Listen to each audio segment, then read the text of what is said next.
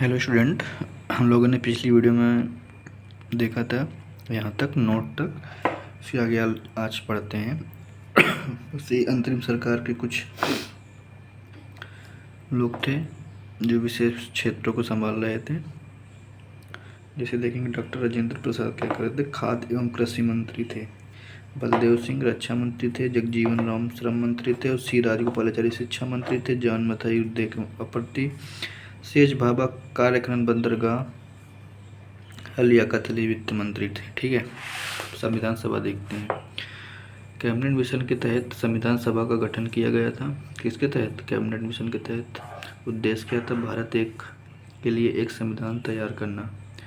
ठीक है, सदस्य संख्या 389, बहुत ध्यान से समझेंगे, जिनको दो पार्ट में बांटा गया। 292 यानी 296 पहला मानेंगे और दूसरा 93। कहाँ से थे? देसी रियासत थे। क्या हुए थे? मनोनीत। निर्वाचित सदस्य 296 थे। 296 को दो पार्ट में बांटा गया है। 292 प्लस 4। 4 कहाँ से थे? चीफ कमिश्नरी क्षेत्र। चीफ कमिश्नरी क्षेत्र, चीफ कमिश्नरी 4 क्षेत्र कौन कौन से थे? दिल्ली था, अजमेर था, बलूचिस्तान, कुर्ग, कर्नाटक था। ठीक है, 292 निर्वाचित, 296 टोटल निर्वाचित ही थे, लेकिन ये जो 292 थे वो 11 प्रांतीय विधानमंडल से थे। 11 प्रांतीय विधानमंडलों को पहले बात 3 वर्ग में, मुस्लिम, सिख और सामान्य वर्ग। अनुसूचित जनजाति के लिए 33 सीट रिजर्व कर दी गई। अनुसूचित जाति के लिए 26 सीट। और महिलाओं की संख्या कितनी थी?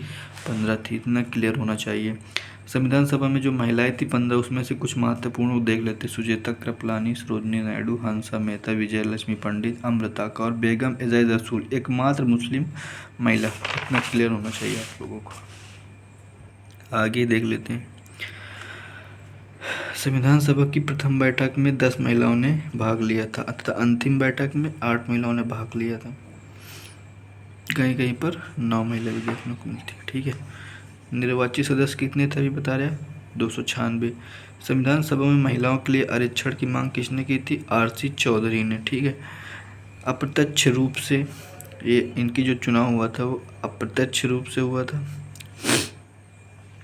विधानमंडल के सदस्यों द्वारा अप्रत्यक्ष रूप से किसके द्वारा? विधानमंडल के सदस्यों द्वारा। कितने में एक लोग लड़ते? 10 लाख की जनसंख्या पर एक सदस्य। एकल संक्रमणी मत प्रणाली थी। ठीक है, संविधान सभा सदस्यों को निर्वाचन वयस्क मताधिकार, कैसा था? वयस्क मताधिकार के आधार पर नहीं था। ठीक है, मतलब सब लोगों को चुनाव में भाग लेने का अधिकार नहीं था, बात ये थी और कुछ नहीं। संविधान पर हस्ताक्षर करने वाली प्रथम महिला कौन थी? राजकुमारी अमृता कौर। ठीक है, इतना आप लोग ध्यान रखेंगे। दाक्षायणी वेलायुधन संविधान सभा की एकमात्र दलित महिला थी। ठीक है, इतना क्लियर होना चाहिए आप लोगों को। संविधान सभा की बैठकें टोटल पहले 3 बैठक देख लेते हैं। संविधान सभा की स्थापना 6 दिसंबर 1946 को फ्रेंच प्रथा के आधार पर हुई थी। प्रथम बैठक देख लेते हैं। प्रथम बैठक 9 दिसंबर 1946 कहाँ हुई? दिल्ली में हुई। श्री सच्चिदानंद सिन्हा अस्थायी अध्यक्ष बनाए गए। किन्होंने सुझाव दिया था? जेबी कृपलानी सुझाव पर सबसे बुजुर्ग सदस्य, इतना याद रखेंगे। द्वितीय बैठक 11 दिसंबर, सब में देखो, पहले 9, फिर 2, 9 2 11, 2 में फिर 11 में 2 2 में 13। तृतीय बैठक। तृतीय बैठक डॉक्टर सच्चिदानंद व डॉक्टर राजेंद्र प्रसाद क्या थे? स्थायी अध्यक्ष थे। संवैधानिक सलाहकार कौन थे तृतीय बैठक में? BN राव, जिनका क्या नाम पूरा? बैनगल नरसिंह राव। प्रथम उपाध्यक्ष कौन थे? SC मुखर्जी। द्वितीय उपाध्यक्ष कौन थे? VT कृष्णमाचारी। ठीक है, तृतीय बैठक 13 दिसंबर 1946 को ही बाद में क्या कहा गया? उद्देश्य प्रस्ताव को ही उद्देश्य प्रस्ताव कहा जाता है। किसने कहा?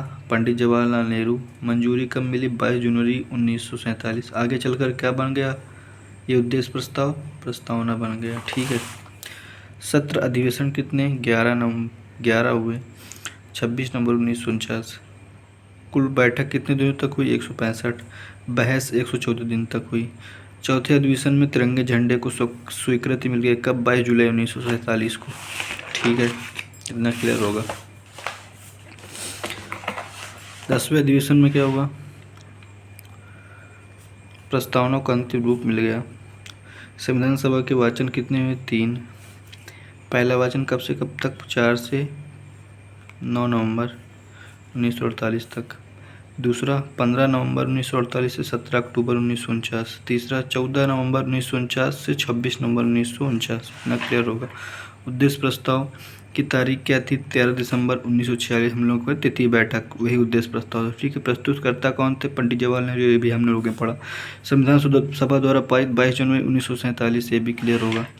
यह प्रस्ताव भारतीय संविधान की नींव था, जिसने संविधान के मूल सिद्धांतों और उद्देश्यों को स्पष्ट रूप से निर्धारित किया था। ठीक है, मुख्य उद्देश्य के क्या थे, भारत को संप्रभु लोकतांत्रिक गणराज्य बनाना, भारत की जनता सर्वोच्च होगी, किसी विदेशी सत्ता के अधीन नहीं होगी, ये भी क्लियर होगा।